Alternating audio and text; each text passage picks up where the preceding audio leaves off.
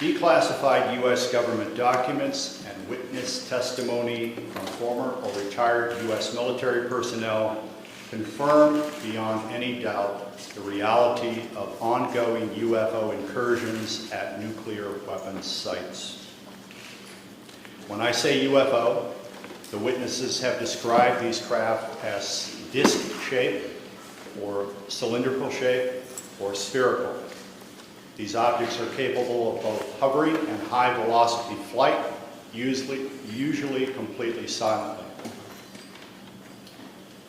Over the past 37 years, I have personally located and interviewed more than 120 of these former or retired military personnel, all of whom report UFO incidents at one or more of the following locations: nuclear missile sites, nuclear weapons storage areas, and nuclear weapons test sites in Nevada and the Pacific during the era of atomic atmospheric testing.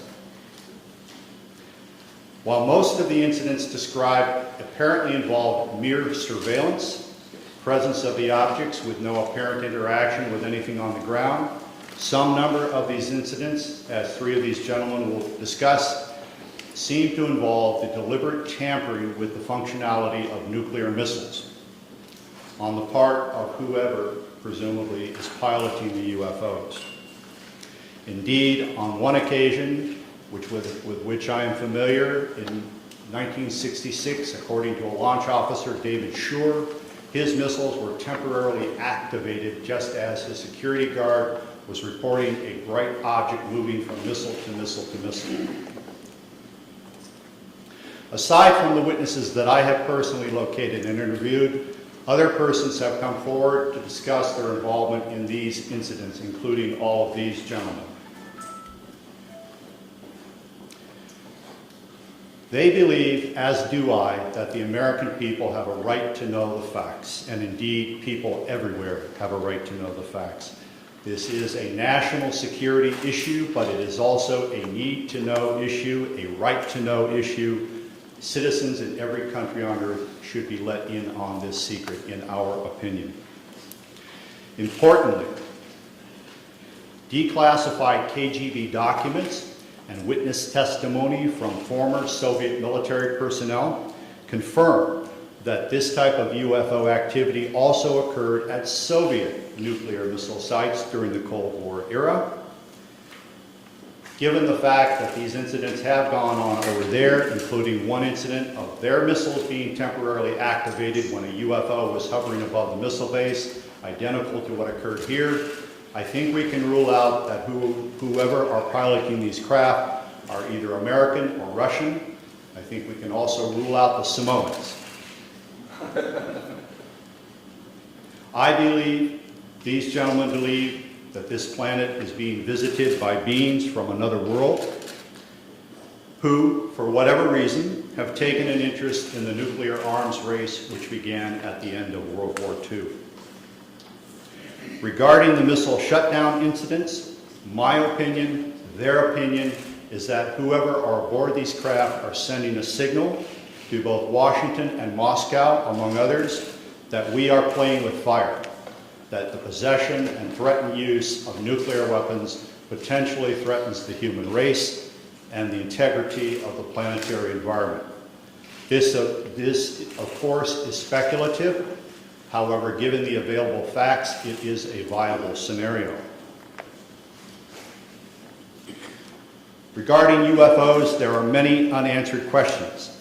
This event will only address a few of them. First, if beings from another world are indeed operating here, why are they interested in our nukes? Also, what do their actions, based on the declassified documents and witness testimony, indicate about their intentions and objectives?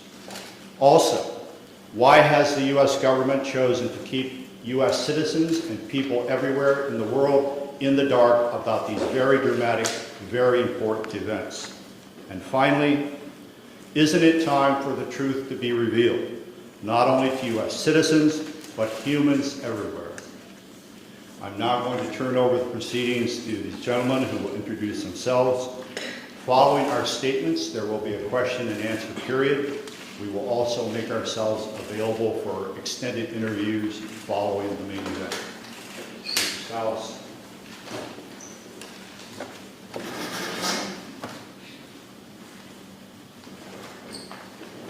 Good afternoon. My name is Robert Salas. In 1967, I was a first lieutenant stationed at Malmstrom Air Force Base, Montana. I was a missile launch officer. And on March 24th, 1967, I was on duty at what we called Oscar Flight. It is a underground capsule, hardened site, about 60 feet underground. We had security guards topside. The main guard is called a flight security controller. My commander at the time was Lieutenant Fred Mywald, now retired Colonel Fred Mywald. Sometime in the evening hours on March 24th, I received a call from one of my topside guards, the flight security controller, stating that they had been observing strange lights in the sky making odd maneuvers and wanted to report it. I thought it was kind of a strange report, but I took it seriously. You have to understand we were protecting nuclear weapons, and the reports we generally got were very professional. At any rate, I kind of dismissed the call. He called back about 5 minutes later. This time he was screaming into the phone saying they're looking at an object, a red glowing object hovering just above our front gate. This object was about 30 feet in diameter. He couldn't make out too much of the details of the object, only that it was pulsating, and he had all the guards out there. He was very frightened. Wanted me to give him direction. I think I said something like, make sure nothing comes inside the perimeter fence. He immediately hung the phone up. I went to wake my commander, Fred Mywald, who was taking a rest break. Started to tell him about the phone call, and just as I told him, our missiles began going into what's called a no-go condition, or unlaunchable. Essentially, they were disabled. One of this object was still hovering over our site, our launch control facility. At that point, we went through our procedures. He reported back to the command post the incident. We also had some security lights, meaning security incursions at some of the launch facilities. So I called the guard back upstairs and directed that a security team be sent out. At this point, the guard told me the object had left at high speed. Again, silent, no noise. The security guards got out to the launch facility and reported back that they were seeing this object again. They also lost radio contact. This incident terminated at that point. We reset the security alarms, but the missiles themselves were still disabled. We had to call in for maintenance teams to come out and bring them back up on alert. The main indication we got from our equipment was this was guidance and control system failure. I want to emphasize that the security people upstairs had no control authority over, they had no equipment up there, no ability to affect any kind of system shutdown on our missiles. All the control systems were underground. We were relieved the next morning. I reported back to the command post, the base, Malmstrom, reported to our squadron commander. He was white as a sheet, didn't know how to explain the event. I asked him specifically if it could have been an Air Force exercise, and he assured me that it was not an Air Force exercise. There was also a member of the Air Force Office of Special Investigations in the room. He ordered us to not ever talk about this. I even signed a non-disclosure statement to that effect. This was, and I didn't talk about it, until 1994 I was able to come across a little paragraph in a book called Above Top Secret by Timothy Good. And on page 301 of that book, there's a short paragraph about missiles being shut down while UFOs were overhead. At that point, with the help of Mr. James Klotz, my investigator, we requested the Air Force to send us documents about this shutdown, not mentioning the word UFO. We did get the Air Force to declassify what we'll call the Echo Flight incident. Let me back up a little bit. During the report to the command post, my commander, Fred Milo, turned to me and said the same thing happened at another site.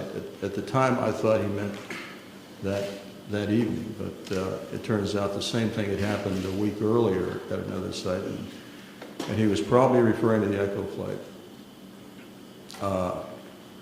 At any rate,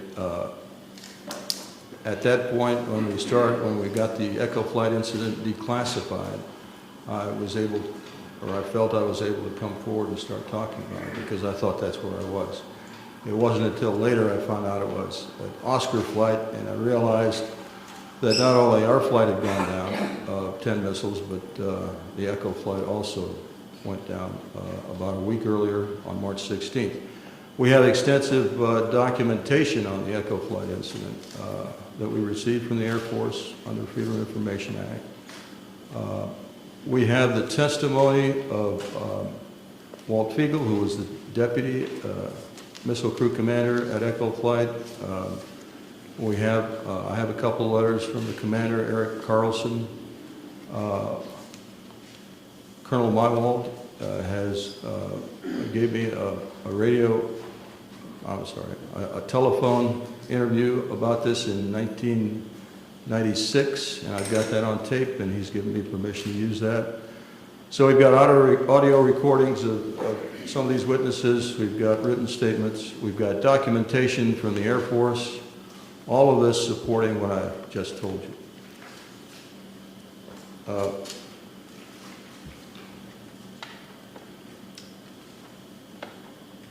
I'll have more to say a little bit later about where I think we should go from here, but right now I'll turn it over to the next speaker.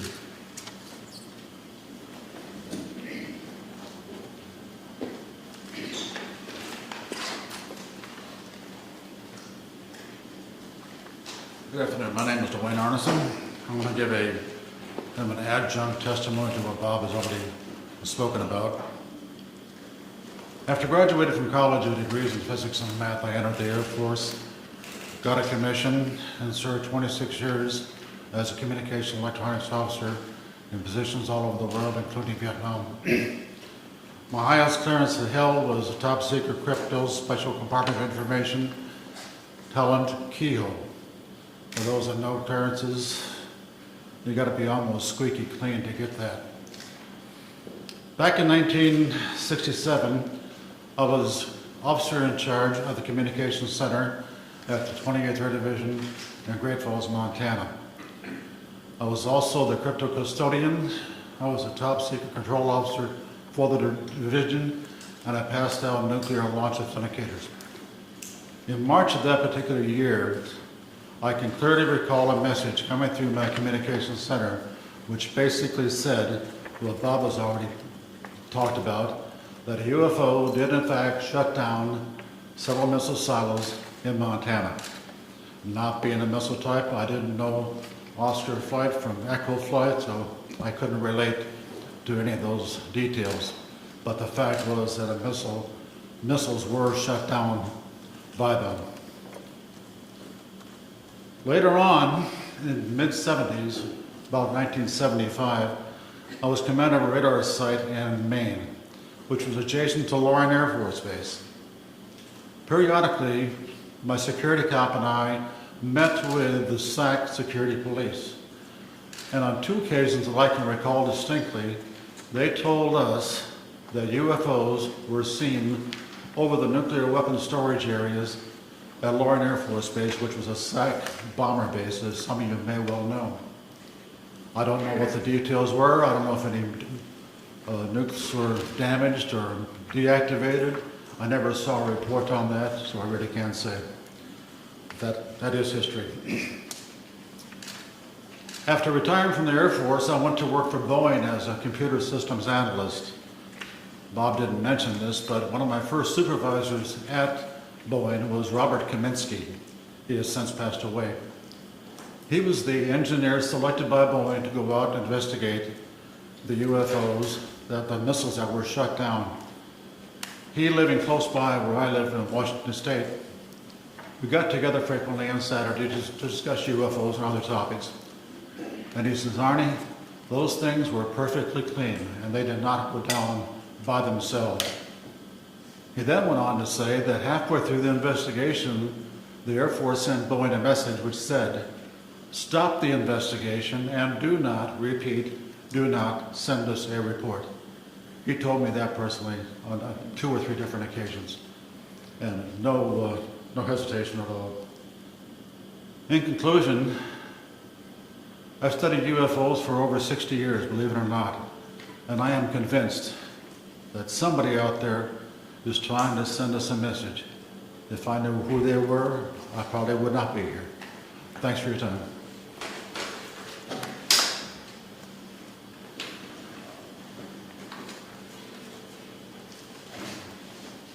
Good afternoon. My name is Robert Jameson. Between January 1965 and October of 1967, I was stationed at Malmstrom Air Force Base as a combat missile targeting team commander. Our main job was to point the missiles in the right direction. Also, we may be dispatched from time to time to a restart. In case any missile goes off alert, we have to restart it and verify the targeting data. In March 1967, I was on alert for dispatch.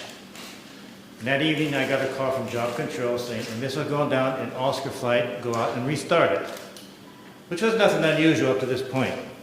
I called my team and I went down into the hangar. As soon as I got to the hangar, some acquaintances of mine approached me and says, Bob, do you know what happened? No, I don't know what happened. And he says, well, a missile, a UFO, was sighted over Lewistown, Montana, actually over Roy, Montana. Lewistown's the nearest town of any significance. But over that Roy, Montana, which is the center of Oscar flight. And when that UFO, at the same time that UFO was over there, all of Oscar flight went down. Well, that was highly unusual. I went to Job Control to verify it, and yes, they confirmed it. And I was looking at the status board they have. They have a map of the whole wing. I noticed everything was green. All the lights, they have lights for the missile sites. All the lights were green except one corner in the upper right-hand corner was all red. All of Oscar flight was down. I mentioned to them that doesn't happen. He says, well, it happened once before, about a week before. A UFO was sighted over Echo Flight. About the same time, all missiles in Echo Flight went down. He says, other than that and this is it. It's never have happened before. Personally, I'm never aware of any 2 missiles going down at the same time, let alone 10. I also learned, UFO, the people in Job Control was telling me, that earlier that day, a UFO was sighted over Belt, Montana, another town in Montana, small town east of Malmstrom. And it went into a canyon. And immediately they notified the Air Force. We sent a team out there to investigate it, and sure enough, there was a UFO apparently at the bottom of that canyon. Job Control told me, go over to the emergency command post they have set up in the colonel's briefing room. I had access to that location. I went over there. The room was too crowded to really gain anything. I did hear radio contacts with a team out on the field mentioning lights at the bottom and everything, but I couldn't get too close enough to really find out what was going to happen. I left the room and started wandering around getting my team ready. Went into debriefing. We always go, before a job, we go to debriefing. Here's where they give us information such as road conditions and weather conditions, things we might expect out in the field. So I went over there And they went through the normal debriefing, and then they said to me, "Now I want you to go to another table at the other end of the briefing room for a special briefing." I went over there, and another NCO approached me. I knew him because he sometimes was our debriefer or briefer. And he says, "Look, we have a problem. We have UFOs in the area. They've been messing with our missile sites. There's certain procedures we want you to do if you should see one out in the field." And he proceeded to tell me what to do. If we're out on the road, we see a UFO, we do not go to the launcher, but instead to the nearest launch control facility, also call job control and let them know what we're doing. If we're at a site and we're penetrating, then we have to stop what we're doing, remove ourselves from the site, call job control. We'll have radio controls, radio contacts with all these.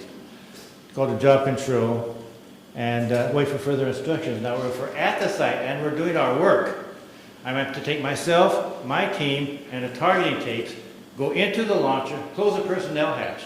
Now, all the teams, before you go out to the field, will take with us an armed guard. That's just normal. You have to leave the one guard, armed guard, on top, all by himself, and he's supposed to report to job control or the launch control facility or what he was seeing. And I says, okay, but then he says, one other thing, don't leave yet. We're going to hold everybody back until we're sure that all the activity out in the field has ceased, at least for the time being. So I waited around about an hour and a half. He was all ready to go. And they contacted me and said, okay, you can go now. So I went with my team. We went out to the field. We restarted. We had to go to Oscar flight. That's not a very pleasant thing. Oscar flight, 120 miles. It's the furthest flight from the base. And in Air Force trucks, that's not the most comfortable ride. But nevertheless, we went out to Oscar flight, and we restarted. I think it's either 3 or 4 missiles. This is where Bob was at the time. We restarted 3 or 4 of their missiles. The startups were successful, and I saw no incidents in the field. When I came back, we have to go through debriefing. First things I asked them upon return to the base, what about this missile out in Belt? They said as soon as daylight came, we was going to send choppers over. It was nighttime when they first saw it, and no one was going to have them scale down the mountain at nighttime. So they were going to send some choppers down and scale the mountain, scale the canyon daylight time. As soon as daylight time came up, this thing shot up right through everything, just disappeared more or less. So that was that. Now, also, about a week later, I also heard that a UFO was sighted over India flight, and there was a partial shutting down. I think 4 or 5 missiles was shut down in India flight with a UFO overhead, not the whole flight. And I had to go out and restart at least 2 of them. And then the rest of my time at Montana, I was involved in no more further UFO incidents. Nothing else happened. And then I went on elsewhere. Thank you.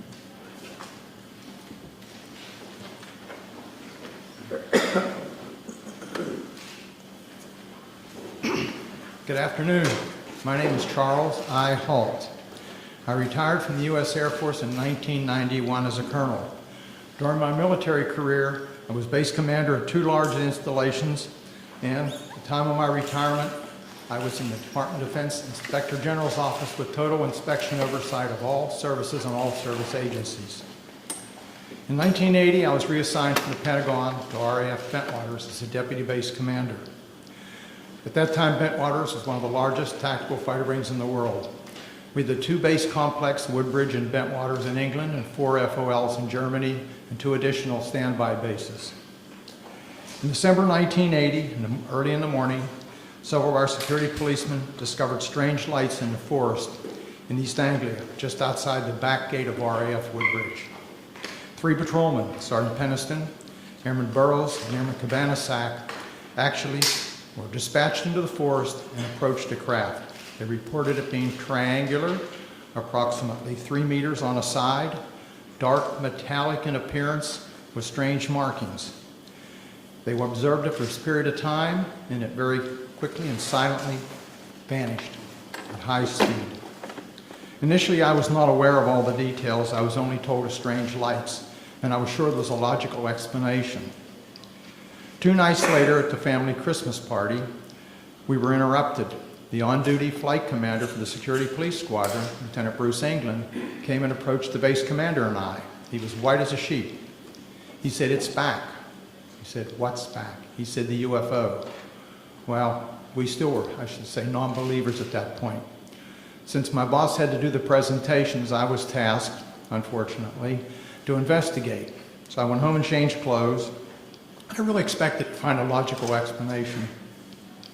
I took several security policemen with me, a disaster preparedness NCO, who took a APN-27, a Geiger counter, and a camera. I also had my small cassette recorder I carried everywhere when I was on duty. I was taken to the supposed site. We found indentations approximately 1.5 inches deep, approximately 6 to 8 feet on a side, and radiation of 8 to 9 times normal background radiation. Not enough to be dangerous to somebody, but significant. We also found broken branches on the trees. While we were milling around trying to make sense of the whole thing, one of the individuals with me suddenly spotted something. Off through the forest was a bright, glowing object. The best way I can describe it, it looked like an eye. It was bright red with a dark center. It appeared to be winking. It was shedding something like molten metal. It was dripping off it.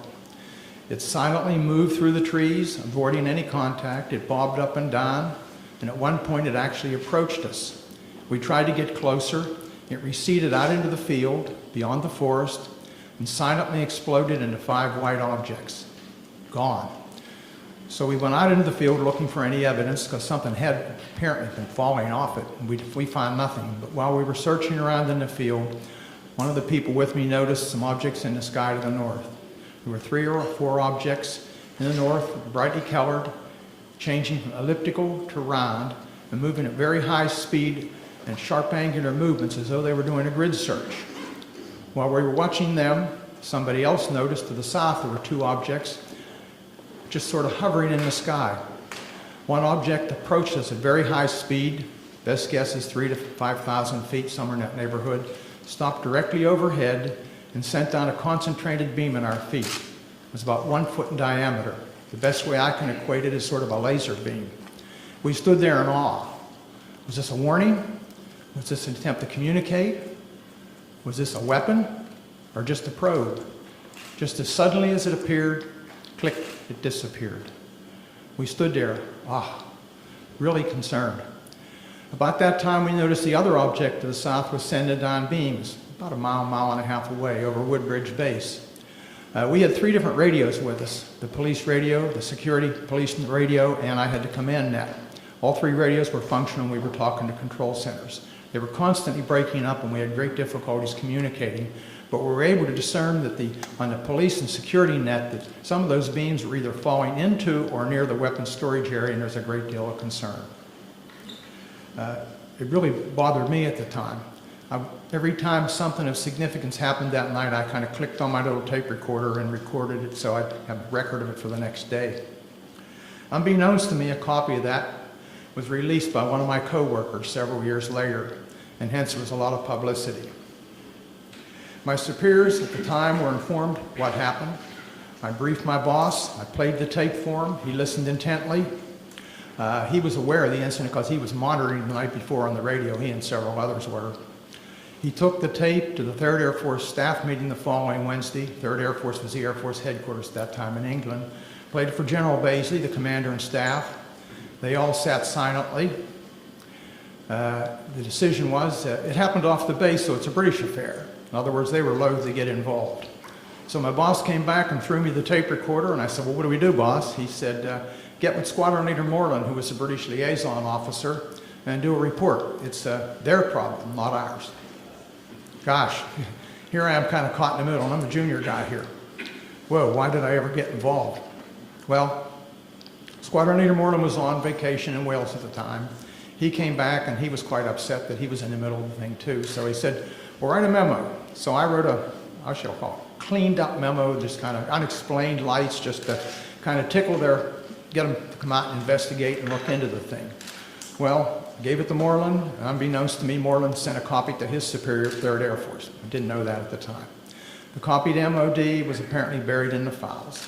Days turned into weeks and weeks turned into months, and I almost forgot about the incident, to be honest with you. Gave up. Several years later, one of my coworkers was playing a copy of my tape at cocktail parties and caught somebody's ear. Somebody started asking questions, and he said, "Oh, Holt wrote a memo." The next thing we know, there was a Freedom of Information request came into Bentwaters. Of course, there was no official copy. We didn't have word processors in those days. We used typing manifolds in the old typewriters. We were just transitioning. And the only copy was an onion skin that I had in my desk. So my boss went back and said, "There's no official record of it." Well, somebody else found out the 3rd Air Force had a copy. Well, Pete Bent, a good personal friend of mine, was the acting 3rd Air Force commander, called me and he said, "Hey, Chuck, I've got a copy of this memo. We're going to have to release it." I said, "Please, burn it. Your life and mine will never be the same. You and I don't need this." Well, need I say more? The tape came out, unbeknownst to me. The memo came out, and a lot of publicity. But the event certainly happened. Now, some things have happened since then. I was very innocent at the time and believed what I was told.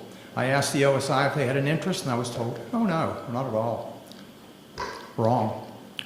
I found out later that the airmen were, how shall I say, pretty harshly interrogated that were involved. I have never been debriefed. I also found out later that the tower operator, both the tower operators at Bentwaters, saw an object and picked it up on their Bright 2 radar and watched it. I found out that the tower operator in the weapons storage area actually saw something, as did a comm man who was working there, and saw it go down into the forest near us. And also several other people around the base saw it. It's kind of interesting. What did we see? I have no idea what we saw that night. I do know it was under intelligent control, and in my personal opinion, it was either from another dimension or extraterrestrial.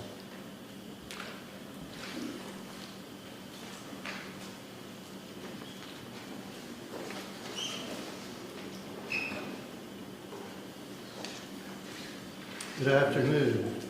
My name is Jerome Nelson. From 1962 to 1965, I was an Atlas F ICBM Deputy Missile Combat Crew Commander, assigned to the 579th Strategic Missile Squadron in Roswell, New Mexico. Sometime during the winter of 1963 through 1964, while I was on alert duty in the Launch Control Center at Atlas Site 9 west of Roswell, my top side security guard called me on the telephone and reported a bright light that is a fully illuminated round object was hovering silently over the missile silo and shining a light down onto it. I could tell that he was serious, and his voice revealed he was very frightened. After perhaps 5 minutes, the object left the vicinity. Even before it left, I called the base command post at Walker Air Force Base and reported the incident. I was concerned the object would somehow sabotage the missile. I was surprised by the response I received, being told that the command post would take on the unauthorized excursion under advisement.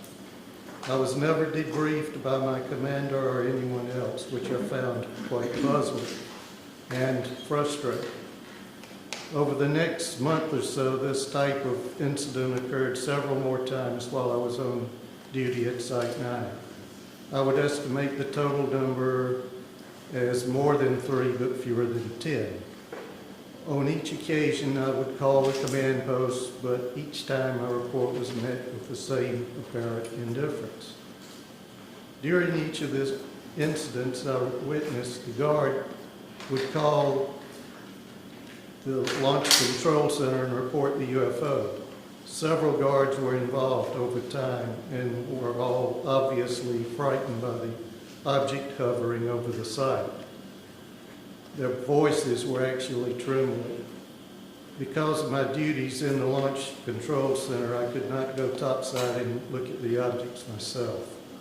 Only decades later did I learn that at least one missile facility technician, Bob Kaplan, had been ordered to report to the Office of Special Investigations on base and make a report about the similar incident he had witnessed at Site 9 during the period. At the time, this development was kept from me and my missile commander. I do not know whether anyone else was interviewed by the OSI, but I wasn't. That's my report.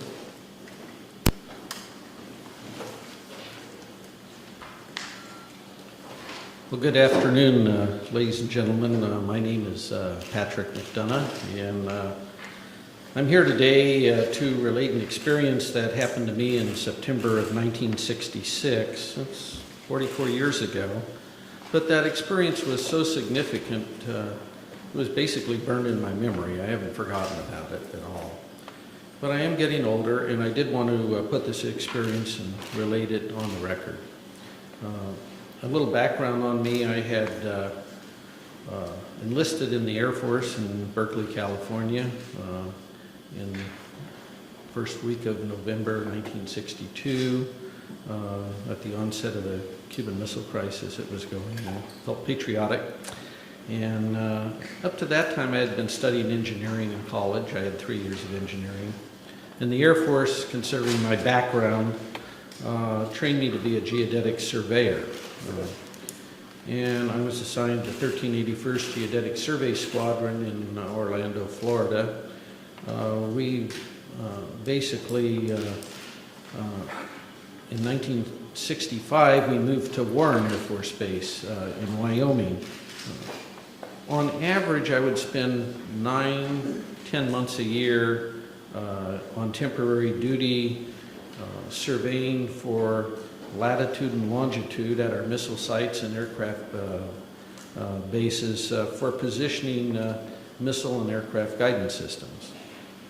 Basically, the squadron's mission was to provide precise geographical coordinates for a missile or an aircraft inertial guidance system, so that the missile or aircraft would know exactly precisely where it was at when it takes off, while the intelligence agencies would provide the targeting information.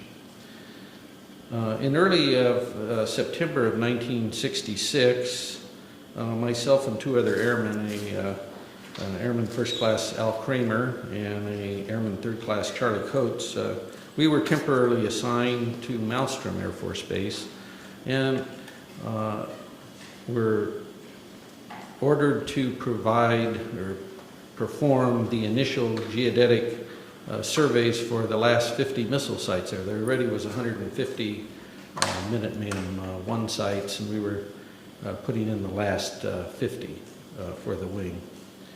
And basically, we were assigned to the Site Activation Task Force, they call SATAF. It was a Boeing, really, the prime contractor. We were given a government truck, no radio, anything in it. I was the chief of party. I was the observer on our small 3-man team. Al was the recorder. Charlie was, we were trying to train him both in observing and recording. We normally would arrive at a missile site at about in early evening.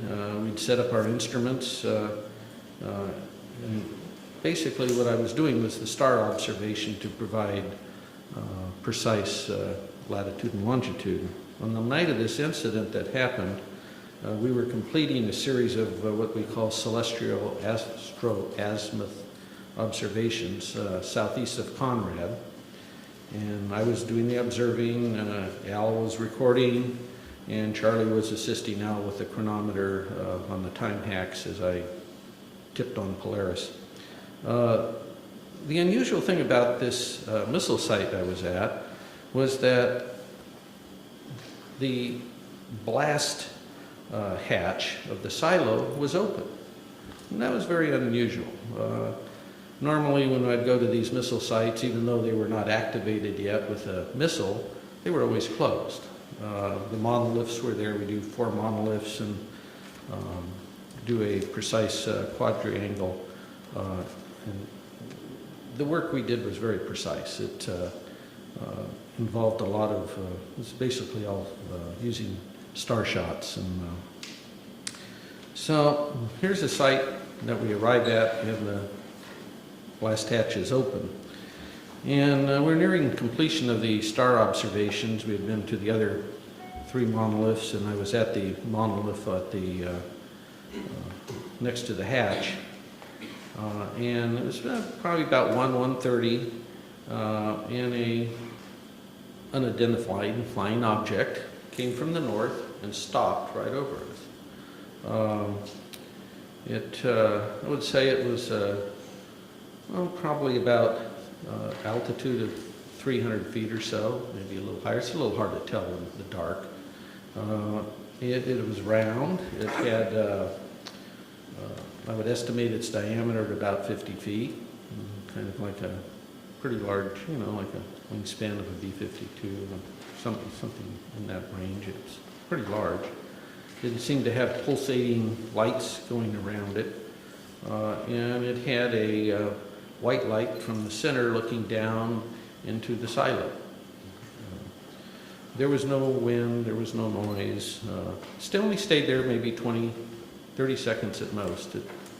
And then I just remember, I'm staring up at the stars, right? I'm a pretty keen observer of what's above me here in the celestial sphere up there.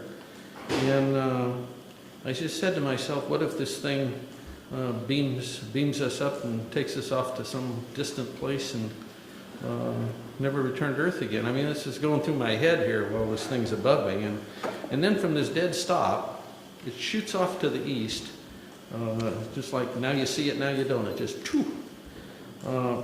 so after this UFO departs, I grabbed my instrument and jumped in the truck behind the steering wheel, and off we went. And we weren't about to be there if it came back. We didn't have guards with us because there was no missile. We didn't have a radio because we're not really in contact with the Air Force Base. I don't know any of this other stuff is even going on, to be honest with you. I mean, we're just kind of out there on our own doing these sites and mailing our material back. It was wasn't even aware there was a UFO problem per se. But as it turned out, the night's events weren't totally over with us at that point. As we sped away and on our way back to Conrad, and the Army Corps of Engineers had base rocked all the roads to take the weight of these missiles they were bringing in. And of course, these are new sites, and they took down all the signs to make the roads wider. And I go over the hill and come down, the headlights come down, there's no road there at Teed. And so I tried to make you either went to the right or left. I tried to go to the left towards Conrad, and the truck flipped over, and we ended up upside down. Fortunately, none of us were hurt. We walked probably about 2 hours to the nearby farmhouse, if we call that nearby, and called the Montana Highway Patrol. The farmer drove us back to the accident site, and it was interesting when the highway patrolman arrived, because we told him, how did this occur? He was asking us, and I told him that his dispatch had told him there had been over 20 reports to his office that night in reporting a UFO in the area. I wrote incident reports to the SATAF, Boeing, Montana's state regarding the accident. But what was interesting was I never heard anything from the Air Force regarding the incident, and I never had to. There was no retribution or reimbursement required for me for rolling this truck. And this truck had 18 miles on it that afternoon. It was a new truck. Okay, so nothing. I heard nothing. So this part was good because I didn't really want to buy the truck. I went back to my headquarters at Warren Air Force Base, and about a month and a half later, I was discharged. I did not mention wrecking this truck up in Montana on one of my TDYs. They didn't ask me, and I didn't mention it. I didn't want to buy it. But I must say now, in my 4 years that I had with this geodetic survey squadron, I had worked on the latest missiles and aircraft in the U.S. Air Force inventory. And I worked everywhere on these guidance systems. And I never saw anything in the Air Force inventory that could perform like this UFO did. It's, I don't know what it was, but we sure didn't have any. I never saw anything like it. And I'd like to thank all of you for being here today, and thank the National Press Club. Hopefully someday we'll know in the near future that the government will perhaps release any information they have on UFOs. Thank you very much.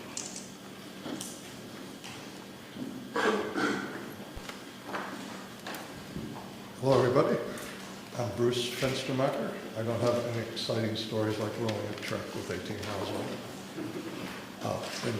From 1974 to 1976, I was a combat crew commander and a captain in the Air Force, stationed at F.E. Warren Air Force Base at the 400th SMS and assigned to Roman flight.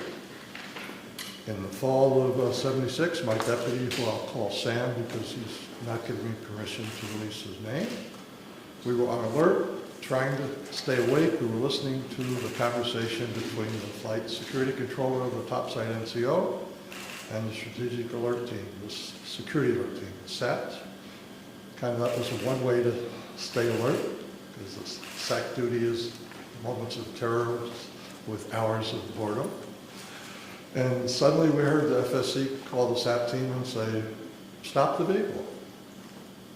Get out of the vehicle and look around. I didn't tell them where to look or anything. And Sam and I looked at each other and then said, what do you see? And he said, oh, I don't see anything. I don't see anything. Holy bleep. I do see a white pulsating light in the sky. It's maybe 7 or 8 miles away. The FSC asked where it was. He said it's to the north. He said it's pretty close to where the launch control facility is. So my deputy and I did a double take. We called upstairs and we said, what's going on? He said, you're not going to believe this, Captain, but right above us, there's a huge white thing, pulsating light above us, and I had to call them to make sure I wasn't seeing anything. Upon prodding, he told us it was shaped like a fat cigar. I think he said a pregnant cigar.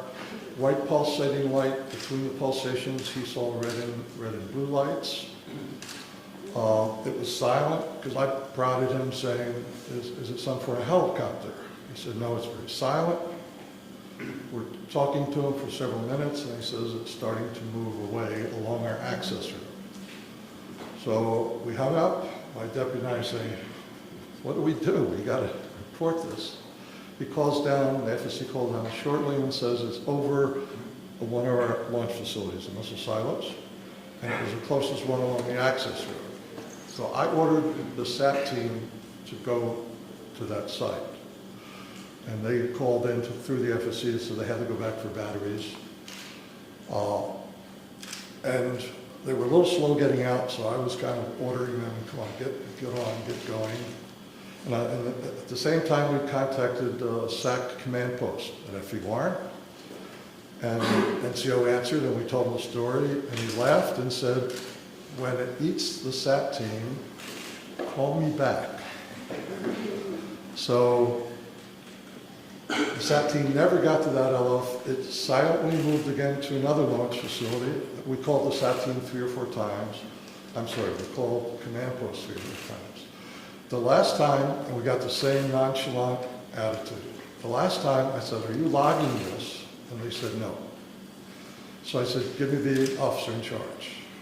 And he said, well, he's busy. I said, well, either give me the officer in charge or I'm going to wake up the base commander, the squadron commander, because there's something going on, something's messing with my LFs. They were mine for that period. So the officer came on and I said, you need to log this or I'll wake everybody up. He said he would. He called us, his NCO, a different NCO called us back a few minutes later, took the log of what had happened in the timing sequence. So it went to another LF. The SAT team had to come back for gas. Then it said it had car trouble. It could only go 5 miles an hour. So, long story short, after several, about an hour and a half, the flight security controller said he could see it over another launch facility still down the road. And then he said it suddenly and silently just went away up to star size and then disappeared. So that was it. It was an exciting rest of the tour. The next day we were relieved by another crew to go back home. And I went upstairs and the FSC is lying like in a chair in almost a fetal position. And I talked to him and he was scared. He said, I can't sleep. I can't get that thing out of my mind. And I said, what the heck was with the SAT team? He said, both my deputy and I were prior service, so we got along well with the enlisted guys. So I said, if you promise not to tell anybody, they told me they were not going to go to any LF with that thing over. No direct orders, no nothing, and in fact, they never left the launch control facility. We picked up the Quebec team on the way back, the Quebec crew, because Quebec was on the way to Romeo, and SAC liked to save a little gas, so we road shared.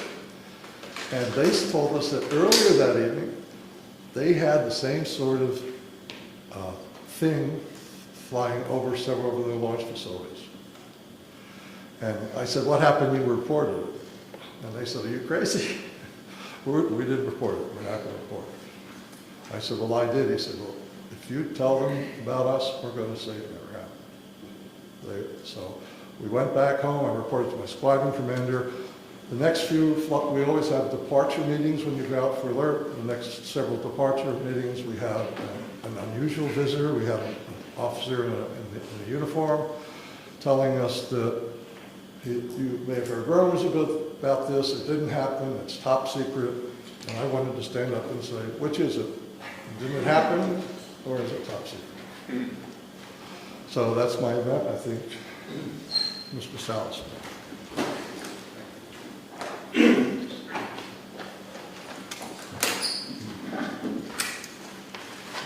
What you have heard here today is evidence of a phenomenon.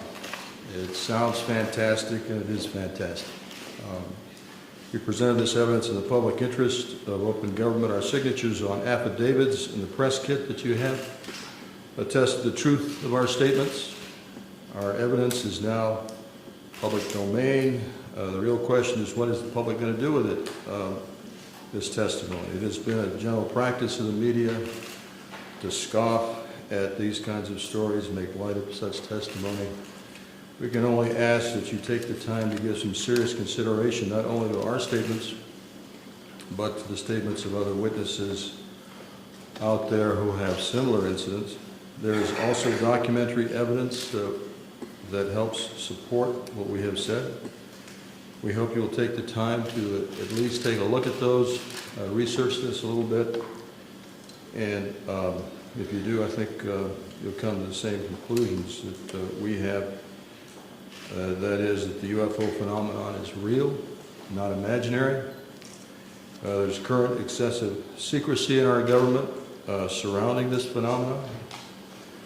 Unknown aerial objects have in fact been observed over many of our nuclear weapons bases and other nuclear facilities, and in some cases the appearance of these objects coincided with compromising the operational readiness of our nuclear weapons.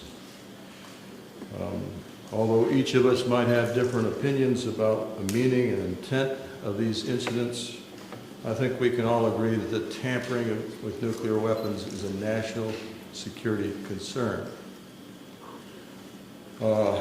This is Air Force official policy on UFOs. This is dated 2005, but I believe it is current policy. I'll just read one part of it. It says, no UFO reported, investigated, and evaluated by the Air Force was ever an indication of threat to our national security. That is clearly misleading. It is false based on our testimonies. This statement, the decision to discontinue UFO investigations was based on an evaluation report prepared by the University of Colorado in 1969, I believe. This was the infamous Garnered Committee study. There was substantial evidence to show that study was superficial and biased. In particular, the Echo and Oscar incidents I spoke about were never investigated by the Garnered Committee, even though their principal investigator was well aware of these incidents. Obviously, the testimony given here today conflicts directly with that Air Force policy statement. We ask that our government answer to the public about the obvious discrepancy between our testimony and that of the current statement. Indeed, we demand an answer based on the foundation of our democracy that says, and I want to paraphrase Franklin Delano Roosevelt, President Roosevelt, the people should be strong enough and well enough informed to maintain the sovereign control over its government. Finally, I want to say, I think I speak for every one of us here, I have the utmost respect for all the men and women in the U.S. Air Force. I graduated from the Air Force Academy. I thoroughly enjoyed being a part of the Air Force, and I was honored to serve my country in that way. Our disagreement and challenge to the Air Force has nothing to do with the people of the Air Force. It has to do with official Air Force policy. And I think they are deliberately withholding the facts, not just in what you've heard here, but continuously since 1969. And by doing so, they're not allowing the people of this country to engage in the decisions regarding events that are clearly national security issues and concern to all of us. We're simply asking for the truth. Thank you for your attention. At this time, we're going to take questions. Mr. Hastings will take it from here. If you would go to the microphone over here and tell us what media you represent. Thank you. When you ask a question, I would ask first that you identify yourself and your organization, and then direct your question perhaps to a specific individual. That person will have to find his way to the mic, so there will be a bit of delay.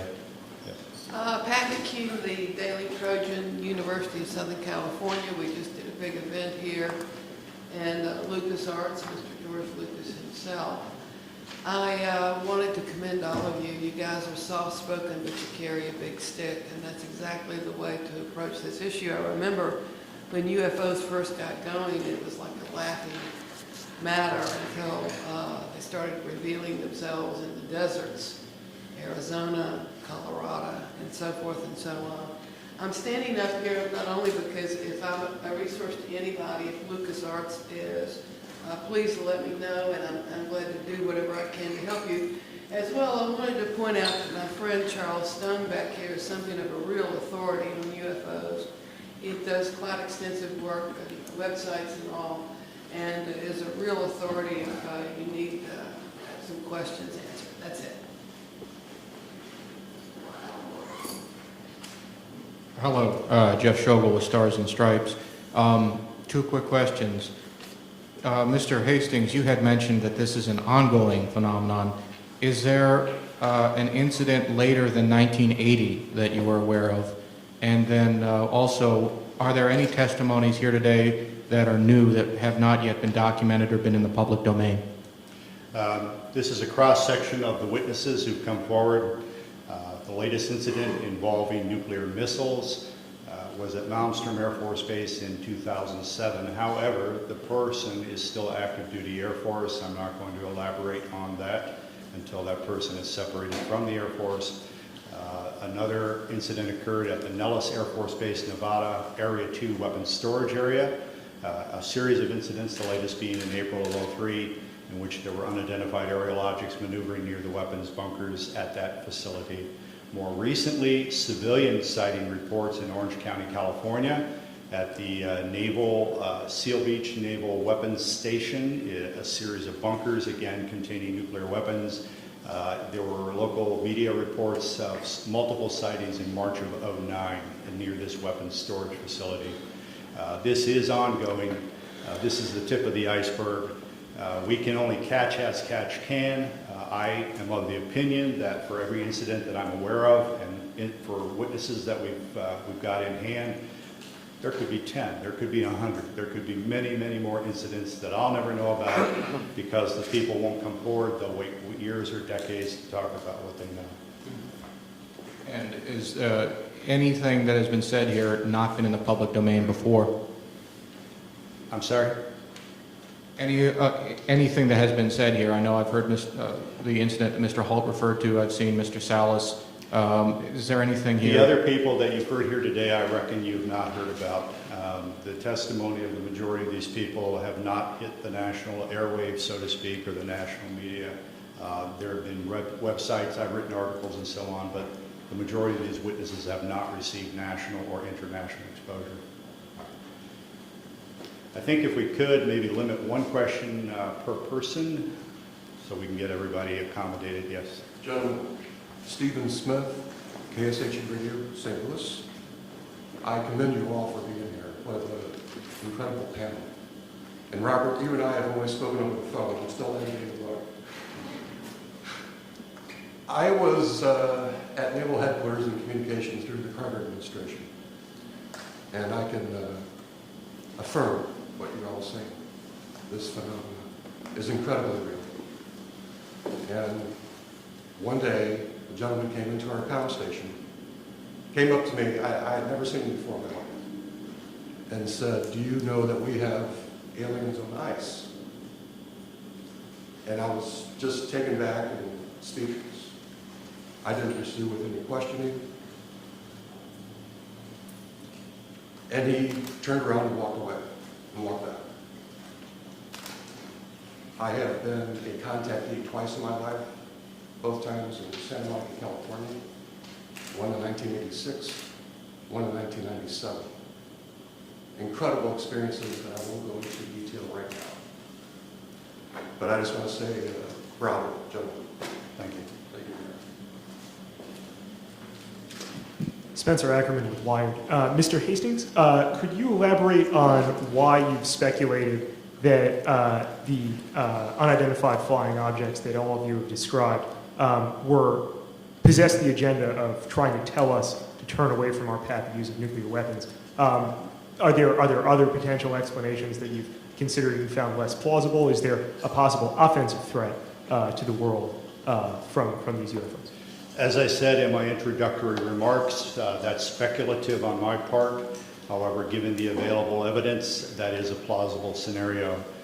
We can clearly say, based on radar data, which are empirical, not anecdotal, that these objects have been tracked since the early 1950s, if not earlier, traveling up to 7,000 miles per hour, making right-angle turns at high rates of speed, instantaneously hovering, reversing course.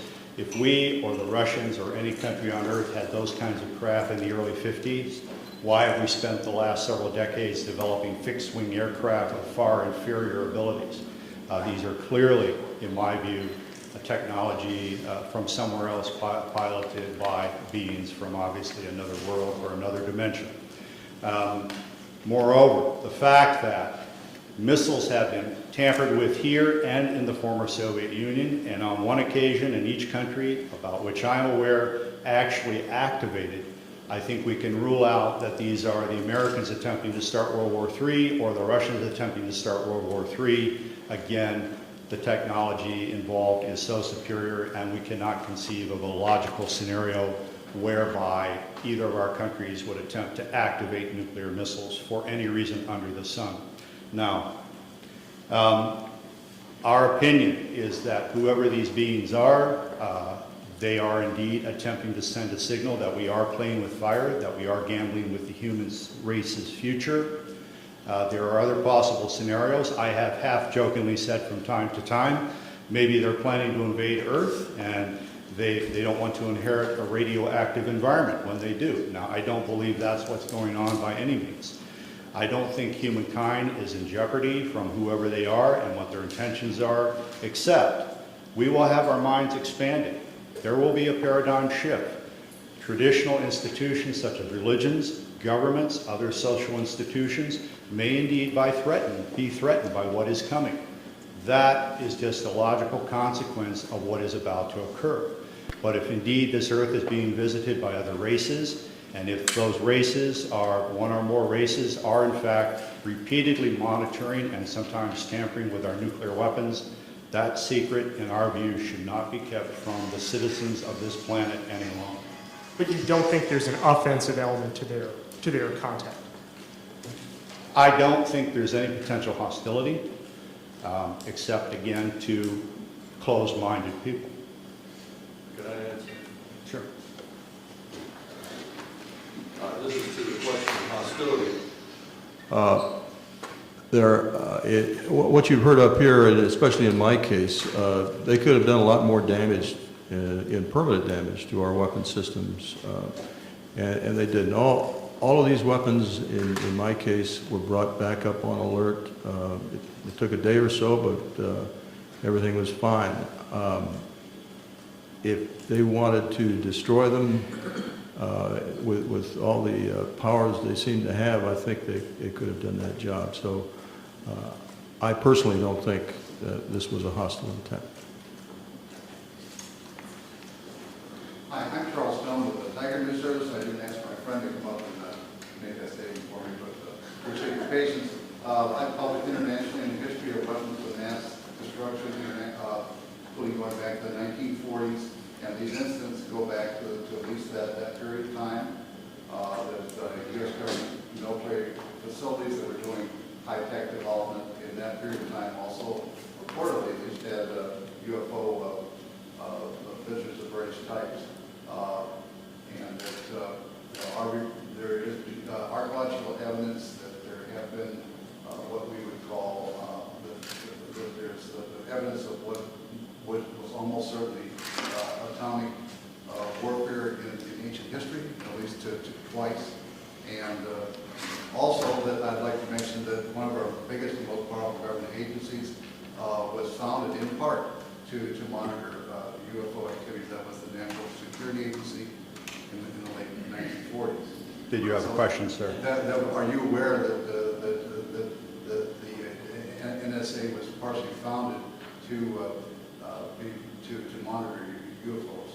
I've heard rumors to that effect, and also the Central Intelligence Agency. In my view, those rumors aren't supported by any authoritative documentation at this point. I would not be surprised at the same time if that were ultimately proved true by historians, but that's as far as I think we can take it at this point. Right. Thank you. Thank you. Hi, my name is John Kelly. I'm a columnist at the Washington Post. Colonel Hall, you mentioned that when you went out you had a cassette recorder, a Geiger counter, you said a camera? Camera, 35 millimeter camera. First of all, did you take any photographs? And second, how does a cassette tape made by you, presumably for official purposes, end up at a cocktail party entertaining guests? Okay, two questions. Let me answer the first one. The disaster preparedness individual that I took along, Tech Sergeant Monroe Nevels, also worked for the base newspaper part-time. He was a professional photographer on the side, had a degree in photography, had his own darkroom. In fact, when he left the base, we had serious problems because he painted one of his rooms with flat black paint. We had to redo the paint about 4 or 5 times. He took numerous pictures of the indentations, pictures of the broken branches. He tried to take pictures of the objects in the sky. He took the film back home, and it all came out fogged. Unfortunately. Now, he did it in his own darkroom. I used to have a darkroom and dabble in photography too. He could have done it himself. It could have been a radiation, which I have doubts about, or something could have happened that we don't know about. But anyhow, the film all came out fogged. Sergeant Pennison had a camera. It was not uncommon for the security police on the perimeter to carry cameras because the British have a lot of, we call them bird watchers, people that catch tail numbers and follow the history of airplanes and climb over the fence from time to time, not to do any damage or any harm, but curiosity and try and get close. It's part of a game. So we would, if they did that, we would photograph them inside the fence and turn them over to the British police. Sergeant Pennison took his film to the photo lab and turned it in, and they told him it disappeared. I can't answer that. The other question, what was the other question you asked about the? So did you personally have a camera that were taking? I did not. I had the micro cassette recorder. We, keep in mind, we were just in the process of transitioning to word processors in those days, still using the typewriter. Our secretaries were very resistant to getting involved in modern technology. And so what I would do, I carried one in my pocket, a little linear, and we had the big linear machine in the office. And when I went around the base, I'd note, you know, the fence is damaged here, this needs to be painted, whatever was going on. And I'd come back and give her the tape, and she'd type it up for the staff meeting the following week. So I just thought, well, I'll take the tape recorder along because I don't want to take notes. It's cold and windy, dark. So I took the tape recorder along. It was a little micro cassette one, little tiny ones. I still have it, by the way. I came back, and after the tape was played at 3rd Air Force, and I played it for Squadron Leader Moreland and several other people, Ted Conrad, my boss, said, make me a copy. So I made him a copy. He put it in the desk drawer, in his desk drawer. He moved on and was replaced. And the gentleman that replaced him thought it was hilarious to play the tape. I didn't know this at the time at cocktail parties. So he was playing a copy. A copy of that copy somehow or other got to a gentleman by the name of Harry Harris, a British barrister or a lawyer. Harry was an amateur ufologist. He and a guy by the name of Mike Sachs. I traced this down years later. And a couple of ladies named Brenda Butler, Dot Street, and Jenny Randalls, who were writing a book at that time, all got involved, and my tape got out into the public domain, a copy of my tape. What's on the internet now is probably a 5th, 6th, or 7th generation, but it's out there. So does that answer your question? Thank you. Let me interject that Robert Jameson, the missile targeting officer from Malmstrom in 67, does need to catch a plane, and so if anyone wants to direct a question to him, you'll need to do it in the near term here. Hi, Lich King with Gannett, Washington Bureau. 3 questions, 2 of which can be answered by raising a hand. The first is, have any of you been contacted in the last month, I guess, whenever this event was being planned, by a government official telling you not to show up or trying to dissuade you? Any of them? Any of you? No. Second question is, Mr. Hastings alludes to the fact that there's a message being sent here that we ought to get rid of nukes. How many of you subscribe to that theory? The theory that you support getting rid of nukes, first of all. I don't think he said that. Well, What you're being asked is, Bob and I are of the opinion that the bottom line is the best explanation for what has taken place at our nuclear weapons sites is that whoever are in the UFOs are in effect sending a message, perhaps getting rid of nukes, expressing displeasure or concern, but certainly indicating an interference with the weapons. You're being asked whether you subscribe to that or not. Do you support? Not quite to that degree. I think they're bothering us to make sure we don't mess things up. Do all of you support getting rid of nuclear weapons?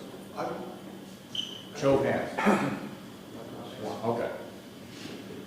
Can I just add? Sure. With regard to the reason I came to the conclusion that this was a message was simply, again, they could have done a lot more destruction, I think, to our weapon systems, and they didn't. It was simply shining a light on our nuclear weapons, and literally shining a light on nuclear facilities. This has happened all over the world. I can point to other instances where UFOs came over, shone a beam down on the weapons storage area where nukes were stored. To me, it's pretty clear. This is just, you know, we're shining a light on this. We're pointing it out. What are you people doing with nuclear weapons? And my final question, which does require somebody to speak, is, you know, you've talked about how society and the mainstream media sort of are very dismissive of all this. Can one or two of you talk about sort of the personal journey you've come to in terms of, you know, approaching family or friends or others about this when people may think it's kooky to talk about this? Can one or two of you talk about how, you know, was it difficult? How difficult was it? That sort of thing. Thank you. As a person who is very, very skeptical about this, what I call UFO nonsense, when that happened that night and I thought through the process of what the logical explanations are, After that, I was very careful about who I told what, because some of my friends, when I started on this, just laughed. So I got ridiculed. I was used to the ridicule from the Air Force, except for the dual standard. We're going to ridicule, but it's secret, we don't talk about it. And coming out was I came out a little bit. I talked to Robert. I gave him a little bit of the story. I didn't want my name to come out. I was concerned. I don't want to be considered a kook. I don't want to, because I consider, not so many anymore, but I consider some of the extremists a bit kooky. But I think it's more important that we come out and tell our story rationally and see that we aren't kooks. And this is what happened, and make your own judgment. But one of my concerns is that you all think I'm a kook. And I'm old enough that I don't really care that much. So is that okay? How old are you? 68. Going on 95. I would briefly add to that I made a decision decades ago that no matter who laughed at me or threw things at me, I would speak what I knew to be the facts. The world is filled with self-appointed UFO experts, persons who have all the answers, even though they've studied none of the facts. The scientific community is chock full of those folks.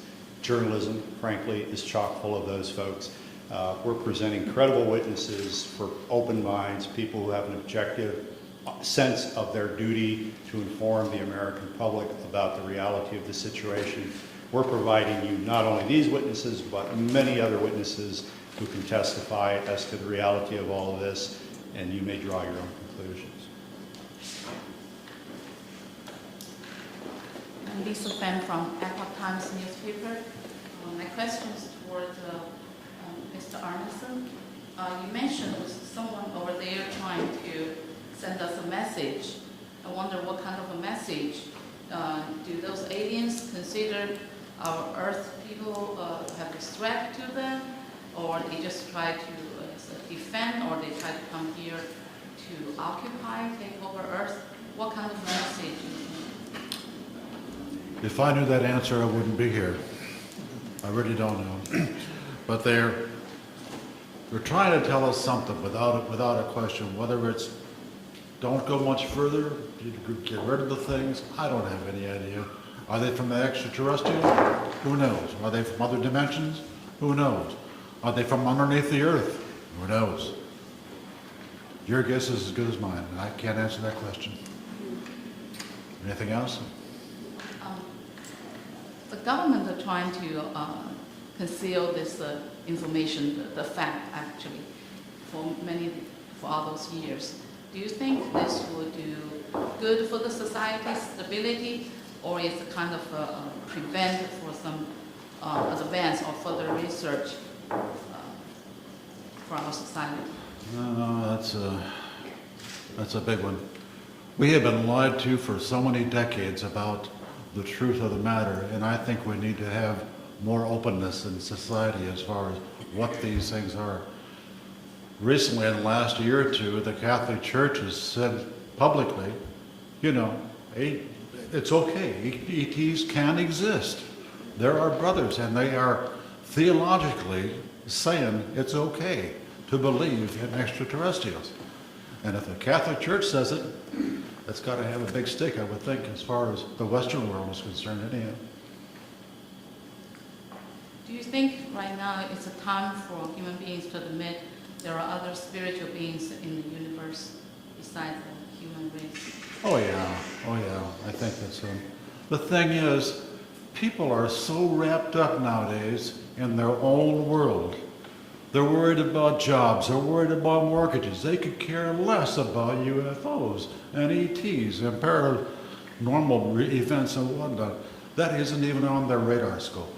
Well, unfortunately. Not the kids, sir, and not your high school and college set. They're into it. I understand that. I haven't spoken to college students that much myself, but I understand that that is a fact. Yeah. And that's healthy. And I think that's goodness. The Catholic Church is like the last bastion. Oh yeah. I just wonder I just wonder what's in the archives in the Vatican, as far as UFOs and things like that are concerned. If that could be released, wow, I bet it would blow the socks off a lot of people. That'd be interesting. Hey, let's just write the Pope. Let's write it. Okay. Let me, you asked what would the potential changes be for society, would this be good? Let me briefly summarize and say, in 1975, a former CIA official, Victor Marchetti, wrote a best-selling book called The CIA and Cult of Intelligence. The CIA took him to the Supreme Court to attempt to block publication of that book. Ultimately, a redacted version of it was released. It was the first book in American history to be censored by the U.S. government. This same Victor Marchetti, in 1979, wrote an article for Second Look magazine. The title, I believe, was How the CIA Views the UFO Phenomenon. He said, among other things, this subject was so sensitive that you did not talk about it in the agency unless you had a need to. Nevertheless, there were rumors floating around at the highest levels of CIA about recovered crashed UFOs and the bodies of their crews. Thirdly, Victor Marchetti said, in his opinion, as an intelligence analyst with CIA for I think 11 years, he was of the opinion that no government on earth will voluntarily release this information because it would jeopardize the status quo, i.e. their power. Even if there's no hostile intent or implication to the visitation of these beings, if indeed these are extraterrestrials, even if they're not meaning us any harm whatsoever, governments have nothing to gain and everything to lose by admitting the reality of this. And Victor Marchetti's opinion is that this will probably come out, by some action on the part of the phenomenon itself, which will leave no doubt in anyone's mind, but don't expect Washington or Moscow or any other government to volunteer all the reality of all of this. I'm Jim Canaan. I'm a defense writer of long standing in this town. The Net newspapers, Business Week magazine. I was senior editor of Air Force magazine. I'm going to ask a question, but I want to contribute something. When I was on Air Force magazine, I was told by an Air Force colonel of long acquaintance that this was real and that we were actually dealing with the aliens. I never had the guts to write. He said, you won't have the guts to write this. I said, no, because I have to confirm it. And if you can't tell me how to confirm it, he did give me a couple names, but it didn't pan out. I was like all the rest of the press, if I couldn't confirm it, I wouldn't write it. Now, that may mean that we're somewhat cowardly, but at the same time, it means that we're also very true. I do sympathize with the members of the press who do not write about this, even though I myself am convinced of it by now, because I was one of them. But now, I have a question contemporary. 2 years ago, the Air Force Chief of Staff and the Secretary of the Air Force were dismissed by the Secretary of Defense for, among other reasons, being sloppy in their management of nuclear weapons. We transported an armed one somewhere, we sent components overseas and so forth. This shook up the Air Force. I want to ask you gentlemen, in the aggregate or individually, do you think that this evidence of malfeasance ranks up there with not telling the public about alien or UFO intrusion at nuclear sites? Is there an equation?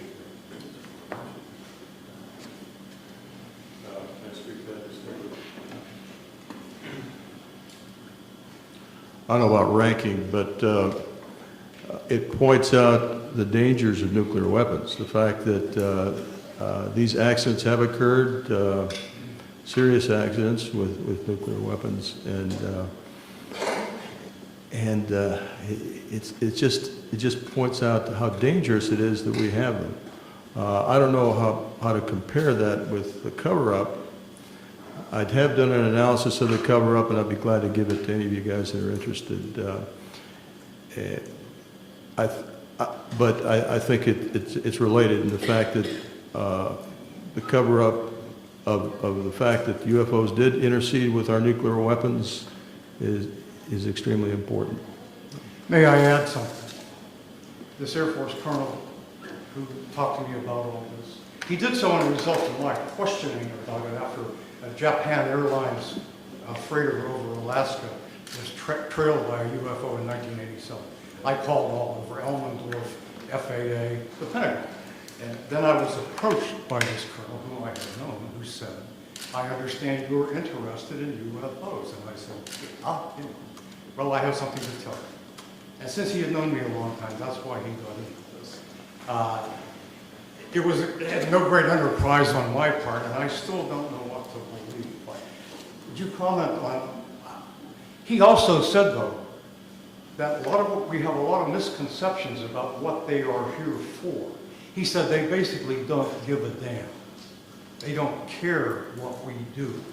They're here for their own purposes. And that any notion that they should land and say, take us to your leader, boggles the imagination because they don't care about that kind of thing. And I said, well, do you have any idea why they are here? He said, no. And he didn't think anybody else in the Air Force or anywhere else did either. How does that... Let me interject regarding the November 87 radar tracking incident that you alluded to. Right. And in recent years, you may know that the number 5 guy in the echelon at FAA, John Callahan, has gone public and said that shortly after that happened, CIA agent, 2 agents, I believe, and some other government types convened a meeting at FAA headquarters and said we want all the radar tapes, all the voice tapes, and this never happened. I wasn't here. John Callahan said, how come we can't tell the people about this? According to this FAA administrator, the CIA agent said the people would panic, the public would panic. John Callahan, to his immense credit, kept some of the data down in his office. The CIA agent said, give me all of this. He gave him everything that was on the table, didn't tell him about what was downstairs. And when he left the agency, John Callahan released that to the public. So CIA is still quite involved in all of this.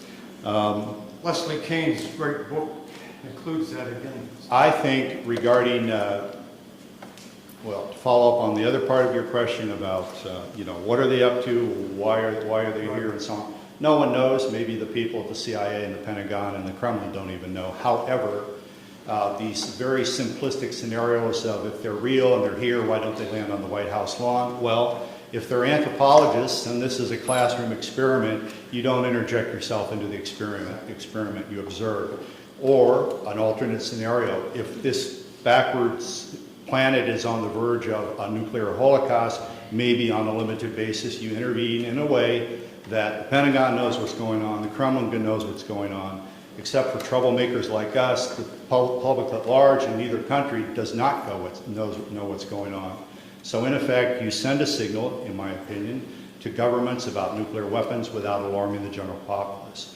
The late Dr. J. Allen Hynek, who was a UFO skeptic, he worked for Project Blue Book. For so many years, he eventually believed, I've been wrong, science has been wrong, these are real, and we should check into it. When asked why, the aliens, if that's who they are, do not visit us, he said, a zoo is a nice place to visit, but you don't communicate with the lizards. So, there's any number of plausible scenarios to explain why we have not had open contact. I am of the opinion that whoever they are have enough sense to know that if they interject themselves into our reality in one fell swoop, there could be very dire repercussions. Whereas, on the other hand, if they engage in an on-again, off-again cat-and-mouse behavior that allows a slow psychological conditioning of humankind to the reality and the presence of themselves, then when open contact, if that indeed is in the cards, occurs, there will be far less trauma. Thank you. I wasn't meaning to contest your point of view, by the way, merely pointing out what I had heard. All right. Michael Rank from Lancaster County. Al and I came down this afternoon and we were talking about the fact that we are now able to combine human and non-human genetic materials by our medical sciences.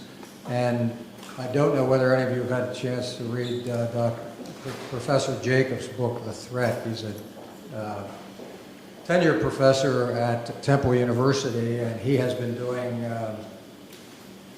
regression therapy with abductees for years, and he has quite a body of knowledge there. One of my reasons for asking this is, being an old district attorney, the definition of murder is the unlawful killing of another human being, but nowhere does it say, does it have to be 100% human? Can it be 1% human? I'm waiting for somebody to play that card. I'm out of the business now, but that might be fun. The other issue is the toadies in government who are following their orders to lose the files in Freedom of Information Acts, I think might take a totally different view as to their attempt to preserve their jobs if they realize that there might be an argument made that there's a First Amendment violation by suppressing the truth about these things that have been found and seen and so forth. The suppression works to favor certain religions versus other religions. Thank you. Anyone else? Thank you for coming. Again, all of us will be available for one-on-one interviews for some period of time. Thank you.